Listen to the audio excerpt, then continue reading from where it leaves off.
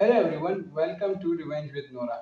Today's story is about the woman whose retirement dinner turned into chaos after the secret of the penthouse was revealed. So sit back and now listen this woman's stories in the Nora's voice. She doesn't need to see the papers. She barely knows what's in her own bank account. They all laughed. Loud, carefree laughter. At my expense. I smiled. But my hand trembled slightly as I reached for my glass. Because when the ones you love turn you into a joke, you don't cry. You observe. You memorize the moment. And you get very, very quiet. Hi everyone. My name is Valerie. And what I'm about to tell you is the reason I no longer celebrate silence. I use it because silence in the wrong hands can be deadly. The dinner was perfect, the kind of night you imagine your whole life. My retirement after 31 years of running the Eastlake Foundation. White linen tables, gold name cards, photos of me with orphans and dignitaries framed on easels. Even a jazz trio softly playing in the corner. Then through the speech, my boss, a man I trusted like family, stood up and smiled. Valerie gave her life to this organization. And now we give something back. He turned to the crowd. Let's raise our glasses to the woman who made everything possible. Valerie, we hope you love the penthouse we bought you. Everyone stood. Everyone, except me. My fork slipped from my hand and clattered onto my plate. What penthouse? I asked, barely above a whisper. Laughter died. My husband stiffened beside me. My son, a grown man, stared hard at the centerpiece like it held the answer. I looked around the room. People shifting uncomfortably. My name card glinting under the chandelier. I repeated slower this time, what penthouse? That's when I noticed. My husband's watch. The Rolex I never saw receipts for.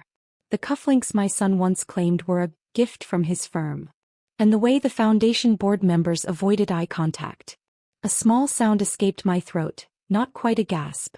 More like the realization that your entire life might have been a curated illusion. I pushed back my chair. And that's when chaos erupted. Phones buzzing, someone calling my name, voices rising like a wave. But I didn't move. I just sat there, watching the people I'd loved, worked with, built a future for, unravel around me. And in that moment, I didn't feel betrayed. I felt awake. I didn't speak as my husband leaned toward me, hand on my arm. Vel, just listen. I pulled away. Don't, I said quietly. Not here. Not now. The jazz trio had stopped playing. The room, once alive with clinking glasses and cheerful chatter, now held its breath. The word penthouse still echoed in my ears like a siren no one else seemed to hear. People started murmuring. Some seated themselves again. Others glanced toward the exit. But my boss, Don, walked closer with that same rehearsed smile. We thought it'd be a surprise, he said gently.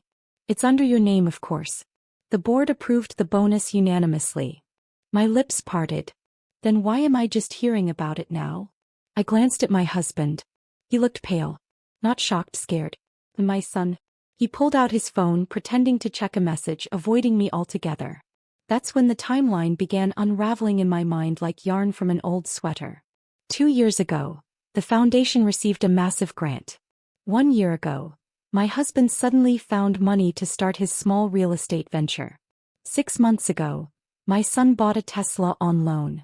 I never questioned it. I was too busy pouring myself into work, into causes, into everyone, except myself. I stood slowly. You all can continue the dinner, I said to no one in particular. But I need some air. No one followed. Not even my husband. Outside, the night air was sharp. I stood under the fairy lights in the garden, heart pounding behind my ribs like a slow drumbeat. I wasn't crying. Not yet. That would come later. But I was thinking. Thinking about access. Who had access to my accounts? Who had access to the foundation's real estate division? Who knew about the penthouse before me, and said nothing? The door behind me creaked open. Soft footsteps. I turned. It was Clara, my assistant. And loyal. Or so I thought. I tried to stop them, she said. Her eyes glistened. But Don said you were too trusting. There was the word. Trusting. Not smart. Not strategic. Just trusting. And in that moment, I knew. They hadn't just stolen a penthouse.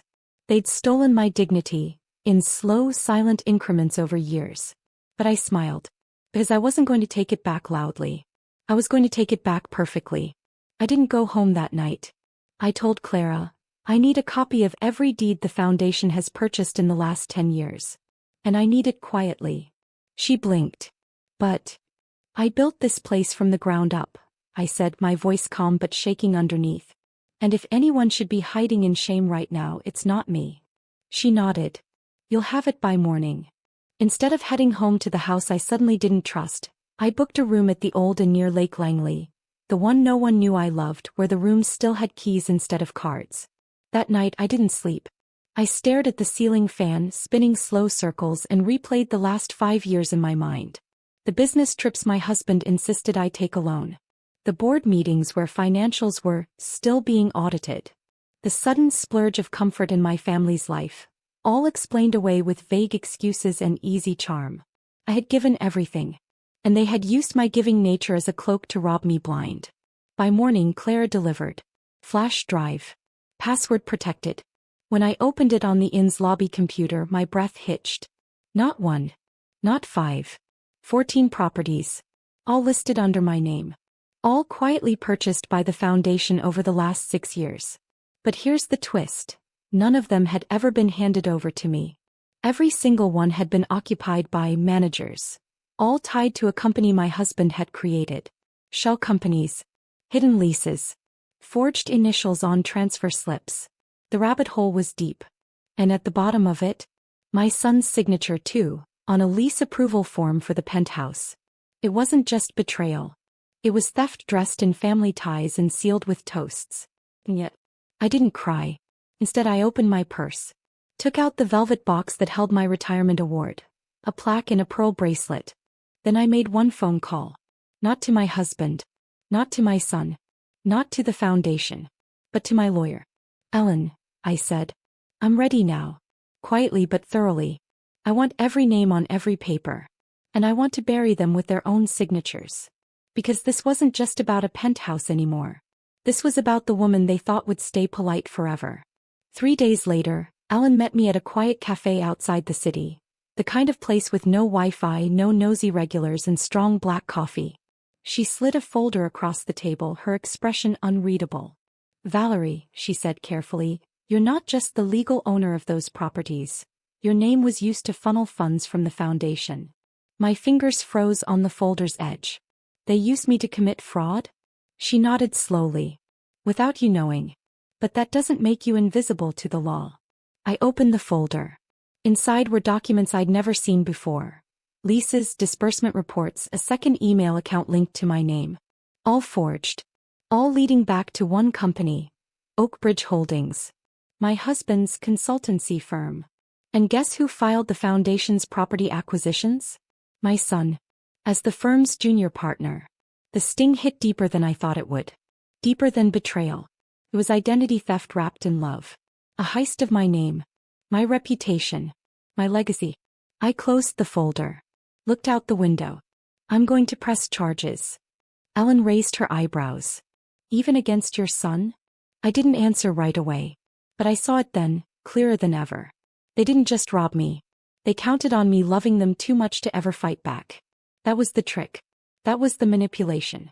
My silence had been their safety net. No. I was cutting the net. No, I said finally. I'm not pressing charges. Ellen blinked. You're not. I smiled, but it wasn't warm. I'm going to let them feel it first. Then when they reach for help, I'll let the truth speak louder than I ever could. Because revenge, real revenge, doesn't come with yelling or courtrooms. It comes with consequences that knock when it's quiet. That evening I returned home. The moment I stepped through the door, my husband looked up from the couch, startled. Val, where have you been? I held up the velvet box with the bracelet. Oh, just thinking about how much this cost, compared to the penthouse I never saw. He swallowed. My son emerged from the hallway. Mom, listen.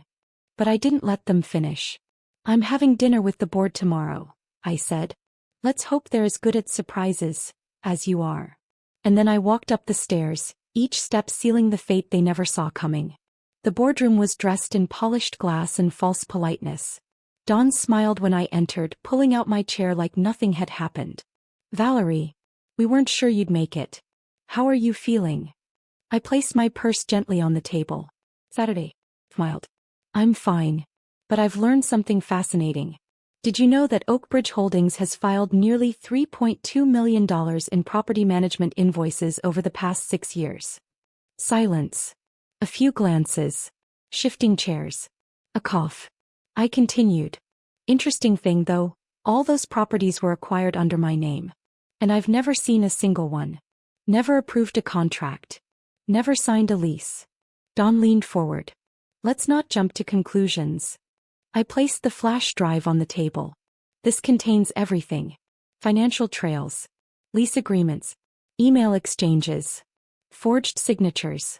Including one where my own husband signed as me. A woman from the board, Marcia, cleared her throat. Valerie, if this is true, the foundation could face criminal exposure. I nodded. Which is why you'll cooperate. Dawn raised an eyebrow. Cooperate with what, exactly? I pulled out a second document. One Ellen and I drafted carefully. I'm proposing a silent severance. Immediate resignation from the board. Public statement announcing my early retirement due to health reasons. And a full transfer of the penthouse and 3 other properties into my full personal ownership. Retroactively dated. In return, no press. No police. No one spoke. I looked each of them in the eye. You counted on my silence, I whispered. But now I'm offering you something else, Mercy. Take it. They voted within 7 minutes. Unanimous. Don didn't even look up as he signed his resignation. As I walked out, I saw my reflection in the glass wall. Not the tired woman who once thought loyalty would protect her. But someone sharper. Someone who learned how to burn bridges quietly with legal ink instead of gasoline. That night I returned to the penthouse. My penthouse. The keys had been delivered hours earlier. The view from the 24th floor was breathtaking. But I wasn't looking at the skyline. I was watching my phone, waiting. And at 9:42 p.m. it rang. My son. Mom, please don't do this. Dad says you ruined everything. I took a slow breath. No, sweetheart. You did that. And then I ended the call, with the same silence they once used against me. The next morning a letter arrived. Handwritten. Sloppy ink. No return address. Inside was a crumpled photograph of me and my son, at his college graduation.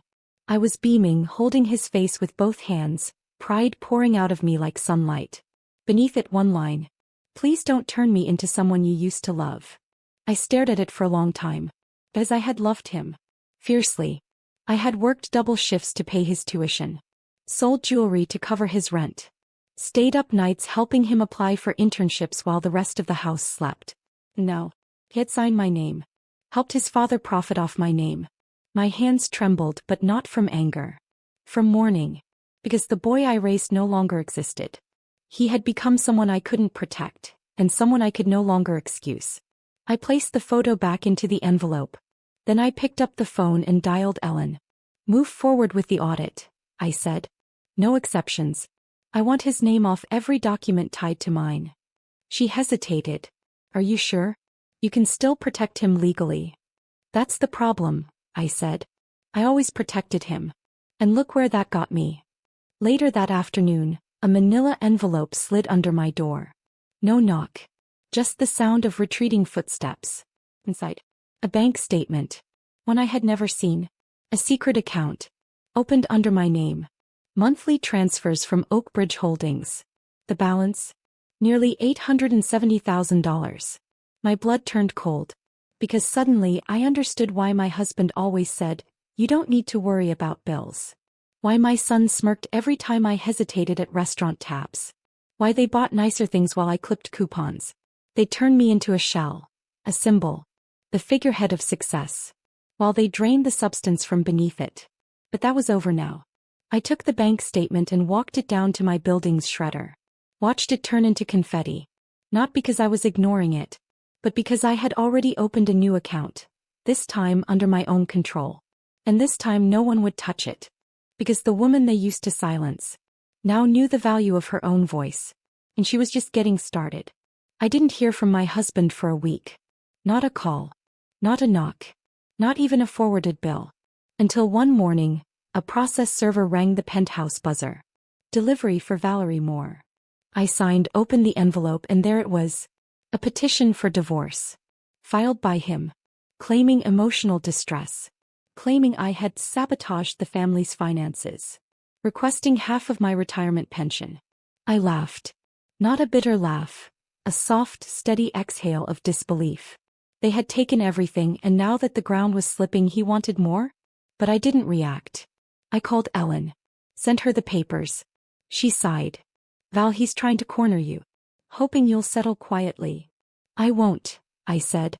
I didn't think so. That same day, I drove to the one place I hadn't dared to visit yet. The Foundation's campus. Kids playing in the courtyard. Teachers still waving like nothing had changed. But one thing had. Me. I entered the archive office, opened the digital records, and searched for the project I'd buried years ago. One I never had the funds to complete. The Safe Start Women's Center. A shelter. A skills program. A new chance for women who, like me, gave everything and were left empty. I clicked reactivate. Because I wasn't just going to survive this. I was going to build something better from the ashes. And with my new attorney-approved funds, my severance, and the properties now rightfully mine, I could. That night, while reviewing construction bids, I got a message from an unknown number. Just one word. Why? I didn't reply. Because they knew why. They knew I had every right to go public. To ruin reputations. To scorch the ground they walked on. But I didn't. I was doing something far more powerful. I was living well without them. Without their permission. Without their money. And nothing burns quite like being erased from a story you thought you controlled. So I set my final boundary. Blocked them all. New phone. New life. New legacy. One built from truth, not manipulation. And for the first time in years, I slept. No noise. No lies. Just silence. But this time it belonged to me. The ribbon-cutting ceremony was small. Modest chairs. Simple white tent. No sponsors. No donors. No foundation logo in sight. Just women. Dozens of them. Some with babies. Some with bruises. All with a second chance. The Safe Start Women's Center was officially open. And I didn't wear pearls that day. I wore my story. Gray blazer. Natural hair. A quiet strength behind the smile. One by one they stepped forward to thank me. But I didn't speak. I just listened. Because I knew what it meant to be overlooked. To be used. To be dismissed in the spaces you built with your own hands. No. I had reclaimed that space. Not just in brick and stone. But in spirit. I walked the halls that afternoon. Soft lighting, warm wood floors, shelves of books. A room labeled Restart. That room used to be my life. Then, as if on cue, I heard a voice behind me. Mom. I turned. My son stood in the doorway. His eyes sunken. Shirt wrinkled. The same boy from the photo, but hollowed. I've been looking for you, he said. I heard about the center. I just wanted to see you. I nodded once. Said nothing. He stepped forward. I didn't know. About everything. I thought, Dad, he said it was just paperwork. I never meant to hurt you. Silence stretched between us like a thread pulled tight. I'm not asking for anything, he added. I just want to fix it. Somehow. I looked at him for a long time. Then I walked over. Took his hand. Placed the photo, the graduation one, into his palm. That's who I raised, I whispered. Not the man who forged my name. He blinked, tears welling. Do you hate me? I smiled softly. No. I remember you. And that memory is mine to keep. But trust? Trust is something you'll have to live without. Then I turned. Walked back into the center. Left the door open behind me. Not as an invitation. But as a lesson. That actions echo louder than apologies. And survival isn't revenge. Becoming untouchable is.